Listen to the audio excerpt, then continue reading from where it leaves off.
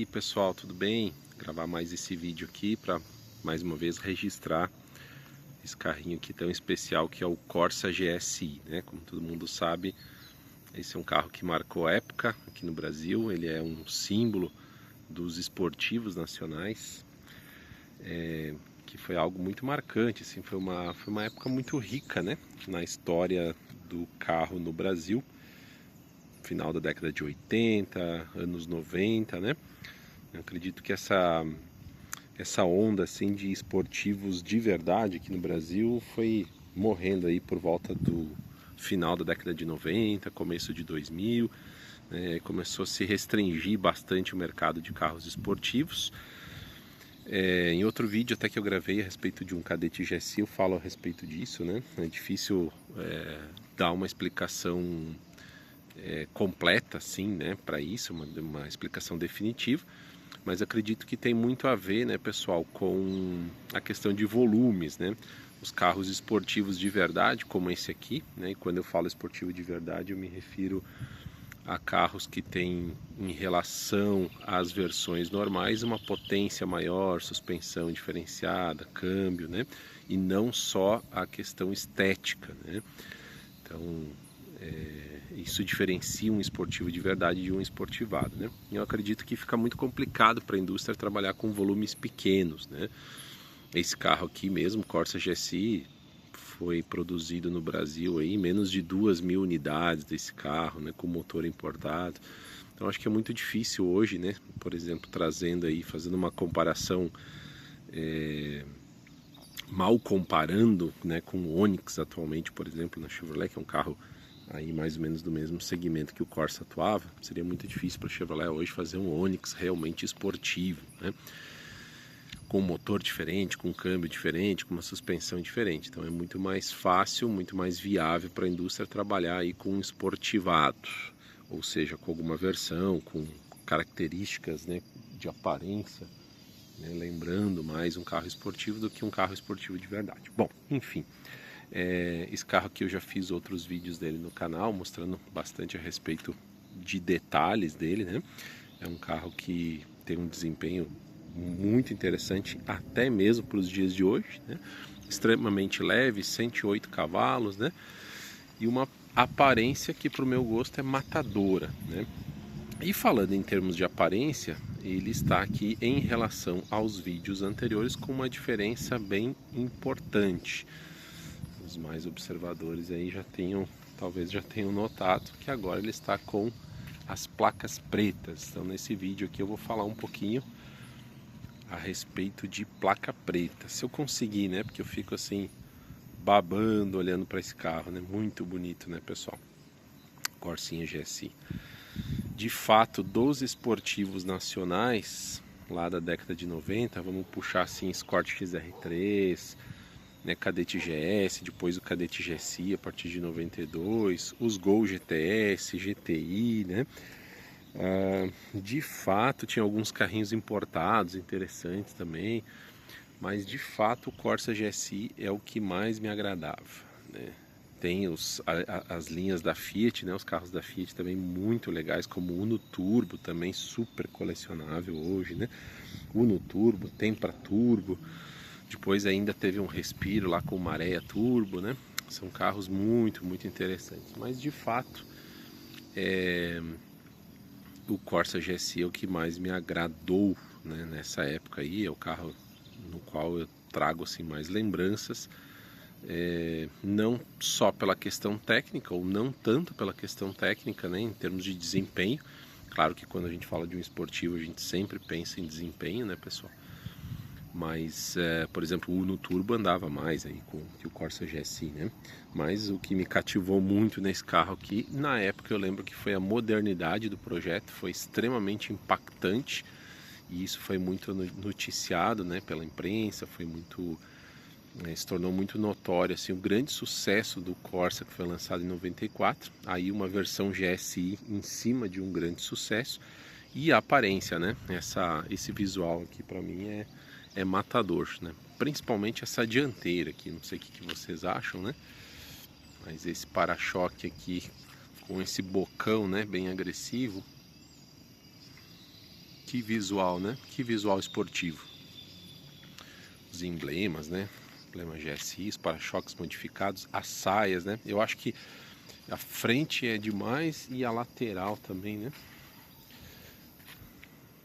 Eu acho que o melhor ângulo desse carro é porque esse body kit aqui, com esse envolvimento dos paralamas seguindo essas saias laterais bem proeminentes, né? Com esse acabamento aqui na parte posterior que forma tipo uma botinha, né? Conhecida como botinha, na minha opinião, é um design matador, né? Complementado aí por esse aerofólio também bem destacado, né? Tanto é que até hoje a gente vê muitos Corsinhas dessa época aqui com aerofólio, né? Porque assim, todo mundo na época curtiu muito esse aerofólio que veio no Corsa GSI. E aí o pessoal logo no aftermarket aí, né, no mercado de peças, começou a providenciar a produção aí de aerofólios, e muita gente colocou um aerofólio no seu Corsinha aqui nessa geração aqui, que foi de 94 até 97 ou 98, se não me engano, né? Depois já veio o Corsa da segunda geração aqui no Brasil, que era já um carro de porte maior, né? Já era quase que um hatch médio, assim, né? Ainda era um carro compacto, mas ele se tornou um carro bem maior. Não foi, fez sucesso também, mas não foi tão marcante quanto essa geração do Corsa, não é verdade? Bom, os emblemas aqui eu acho extremamente felizes também, né? Esse GSI 16V é um carro que visualmente é matador. Por dentro também, né? O que falar desses bancos aqui? Demais, né? Não só o visual, mas esse banco aqui ele tem uma macieza ao toque, né? Parece um veludo assim, um suede, né? Não sei exato o nome desse material. Esses dias até tinha pesquisado, mas me fugiu a palavra agora, o nome do material, tá? Acabamento impecável, né? Todo revestido aí, as portas dianteiras e as laterais na traseira também, né? O que esse carro tinha assim de mais discreto, né, se comparar com o Cadete GSI, que tinha o painel digital e tal, era o painel, né? O painel era um pouquinho mais convencional, era parecido até com o painel aí de um Corsa GL, mais completinho, né, com esse mostrador aqui em cima que marca aí a temperatura, a data, né, estação de rádio, né, integrada ao rádio. Muito legal, né, mas tinha também no Corsa GL.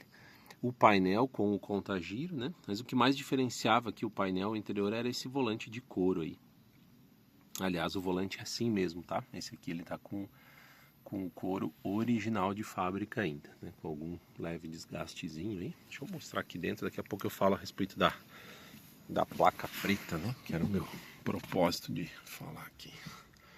Aqui, ó, esse aqui é o couro original, tá, pessoal? Tem a costura. E até na parte de trás aqui a gente sente a costura dele, né? E esse aqui é o TDI. Agora com sol não vai dar para visualizar muito bem, né? Mas ele marca lá a temperatura externa, a estação de rádio integrada ao rádio, né? Mas o que era bem exclusivo e diferenciava então a versão GSI, os bancos, esses acabamentos de porta com a faixinha vermelha, né? E esse volante aqui, né? Isso diferenciava muito o interior, sem falar do teto solar, que não podia faltar, né? Ah, mas existe Corsa GSI sem teto solar? Existe, sim. É uma pena. Acho que é um item que faz muita falta em um Corsa GSI. E é muito raro, muito difícil de achar um Corsa GSI sem teto solar. Mas de fato era um opcional do modelo, tá? Assim como o CD Player também era um opcional. Esse aqui ele é equipado originalmente com o toca-fitas, né? Que é o Philips modelo SC201, que é o mais comum, né? A maioria dos Corsa GSI vieram com esse toca-fitas, mas alguns vieram com CD Player, tá? Bom, falando a respeito da placa preta. Ah, mas que ano que é esse carro? Esse carro aqui é 96. Placa preta não é só com 30 anos? Sim, de fato, pessoal. Mas aí eu vou explicar uma coisa para vocês aí que tem interesse, né, em colocar placa preta aí no seu carrinho de coleção. Algumas regras para placa preta. O carro tem que ter 30 anos? Sim, ele na verdade funciona assim. Quando você faz o processo, né, de vistoria, o processo de placa preta, tem que ser no ano, dentro do ano em que o carro vai completar 30 anos. E os carros brasileiros, eles têm um detalhe aí curioso a nível mundial, né? A gente já está muito acostumado com isso, que os carros têm ano modelo, ano fabricação e ano modelo, certo? Isso normalmente em outros países, até esses dias eu ouvi falar que nenhum país do mundo tem esse sistema, né? Acho que é uma coisa que tem só no Brasil, ano fabricação e ano modelo. Esse carrinho aqui, ele é ano modelo 96, mas é ano fabricação 95. De fato, esse Corsa GSI aqui ele foi tirado da concessionária em outubro de 1995. Então, o documento dele lá consta ano fabricação 95, modelo 96. Quando virou janeiro de 2025, eu estou gravando esse vídeo aqui já em março, né? Hoje já é 2 de março de 2025, né? Agora, quando virou então 1º de janeiro de 2025, então ele passou a entrar no ano em que ele vai fazer 30 anos, né? Exatamente em outubro desse ano, portanto, esse carrinho aqui vai completar 30 anos de fato e que coincide aí com o ano de fabricação dele, tá? Então, se, por exemplo, estou fazendo esse vídeo no início de 2025, né? 2 de março de 2025 hoje. Se ao longo desse ano, considerando-se o ano de fabricação do seu carro, se ao longo desse ano ele vai completar 30 anos, você pode fazer a vistoria para a placa preta. Como que funciona? Falando em termos gerais, assim, pessoal, mais detalhes a respeito disso. O carro, para receber a placa preta, ele tem que ser um carro original, né? Ele tem que estar mantendo as características originais de fabricação em pelo menos 80%, ou seja, ele precisa ter, lá na vistoria, ele tem que receber pelo menos 80 pontos, tá? E também existe uma placa preta que é para carros modificados, né? Mas ela tem um visual diferente, né? Que não é nada chamativo, então todo mundo busca e acredito. Nunca vi nenhum carro com essa tal placa preta para carros modificados, né? Todo mundo busca essa placa preta aqui para originalidade aí, né? Se vocês já viram alguma coisa diferente disso, podem me comentar, né? Aí então você faz a vistoria. Onde que você faz a vistoria? Em algum clube de carros aí na sua cidade, né? Que seja autorizado para isso, né? Que seja autorizado para isso. Aí esse clube vai fazer a vistoria presencialmente, vai tirar uma grande quantidade de fotos, né? E vai mandar isso para a Federação Brasileira de Veículos Antigos. Deixa eu confirmar aqui que esse carro está com o certificado aqui atrás, só para mim não falar nenhuma inconsistência aqui no vídeo, tá? Vamos ver aqui. Aqui, ó. O clube, né, vai mandar para federação, né? Federação Brasileira de Veículos Antigos, tá? Então essa federação aqui que vai emitir aqui o certificado de veículo de coleção, tá bom? E aí essa federação, com base na vistoria feita pelo clube, eles vão determinar ali a pontuação e vão conceder ou não a placa preta, tá? E a placa preta é essa Mercosul, tá? Não tem opção mais dela ser uma placa toda preta, tá, pessoal? Como era antigamente. E com relação a isso, então, eu vou dar a minha opinião sobre fazer ou não placa preta, né? Na minha opinião, se você tem aí um carro de coleção que mantém as placas cinza, né? Tem as placas ainda daquele tipo cinza, eu não trocaria, tá bom? Não recomendo trocar por placa preta. Por quê? Porque a placa preta vai vir no padrão Mercosul, que já é um padrão mais moderninho. Para questão de gosto, é claro, né? Isso é bem subjetivo, mas eu não trocaria, tá? Se você tem um carro antigo aí com as placas cinza, eu acho mais legal, principalmente se for aquela placa cinza não refletiva, tá? Que é dos carros até 2012, até começo de 2013, né? Que ao longo de 2013 trocou a placa cinza de não refletiva, né, que é aquela cinza sólida, digamos assim, para aquela cinza refletiva, né, por legislação em 2013 mudou. Então, mas na minha opinião, mesmo se for a refletiva, eu mantenho, tá? Eu manteria, não colocaria placa preta, por questão de visual.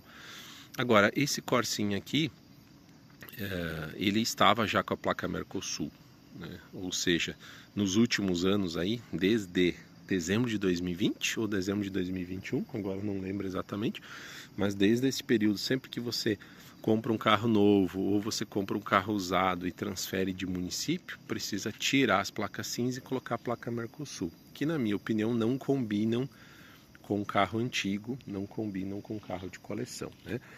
Então, se o seu carro aí antigo de coleção já está com as placas Mercosul, lamento, foi o caso desse Corsinha aqui. Então, quando ele completar aí os 30 anos, ou como eu expliquei, no ano em que ele completará 30 anos em relação ao seu ano de fabricação, eu recomendo colocar a placa preta, tá? Eu acho que dá um belo incremento no visual do carro. O carro fica assim, bem diferenciado.